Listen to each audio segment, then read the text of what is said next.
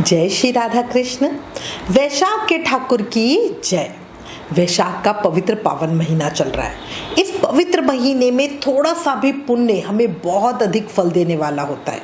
इस पवित्र महीने में नियम से स्नान और तुलसी की पूजा भक्तों के जीवन को खुशियों से भर देती है।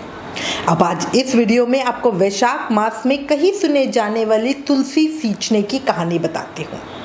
वैशाख महत्तम का अध्याय सुनने के बाद ये कहानी सुने। हाथ में फूल, तिल या चावल और दक्षिणा रखें। कहानी शुरू करते हैं। प्रेम, मन और भाव से सुने। प्रेम से बोलो तुलसी माता की जय। वैशाख के ठाकुर की जय।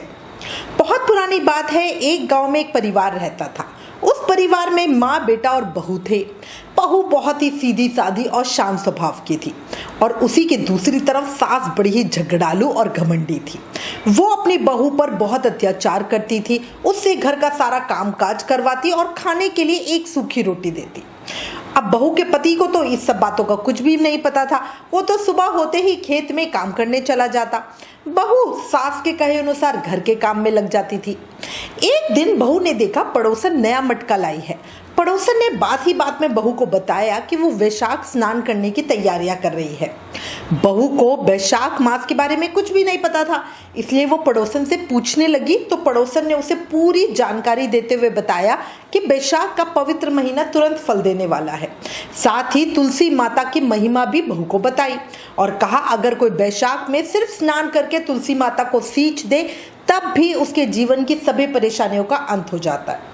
अब बहू अपनी सास के व्यवहार से बहुत दुखी तो थी। उसने सोचा हो सकता है तुलसी माता की पूजा प्रताप से ही मेरे जीवन में सब कुछ ठीक हो जाए। अब यही सोचकर बहू ने अपने मन में तुलसी माता की पूजा और वैशाख स्नान करने का निर्णय ले लिया।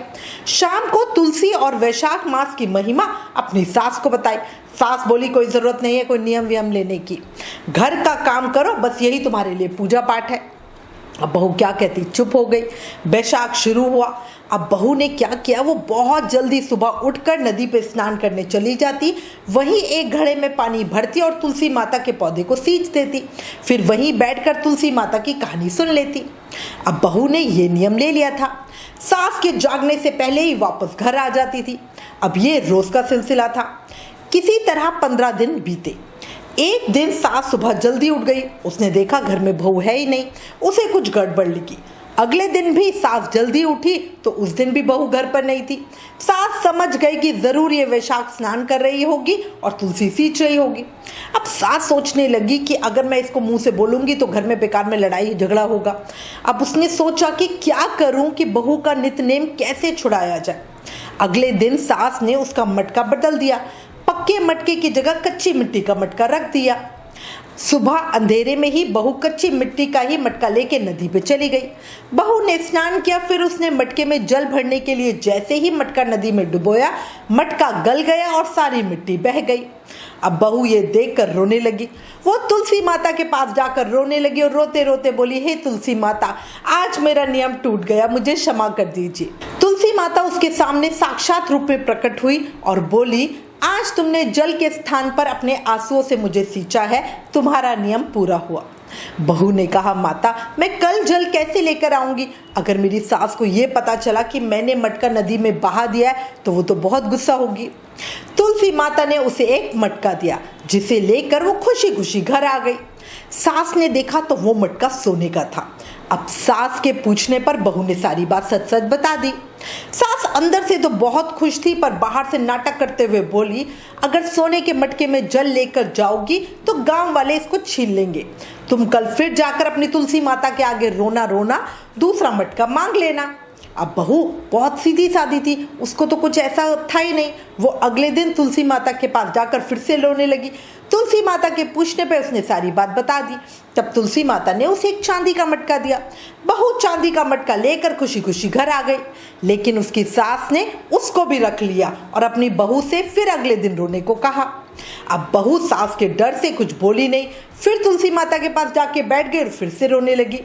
तुलसी माता ने आकर सारा पूछा तो उसने रोते रोते सारी बात बता दी। अब तुलसी माता ने कहा, तेरी सास का लालच कभी खत्म नहीं होगा, तू आज मिट्टी का मटका ले जा। ये कह के तुलसी माता ने उसे एक मिट्टी का मटका दे दिया।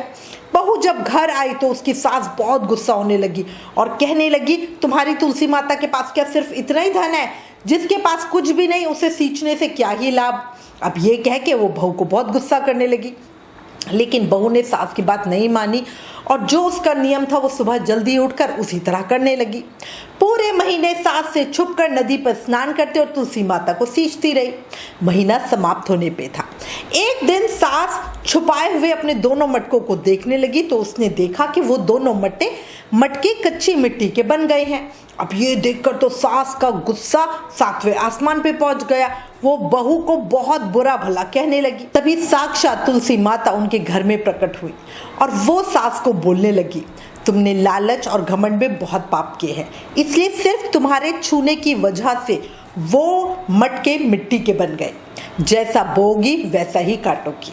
तुलसी माता के प्रताप और कृपा से सास की आंखें खुल गई। वो बहुत रोई और तुलसी माता से क्षमा मांगने लगी।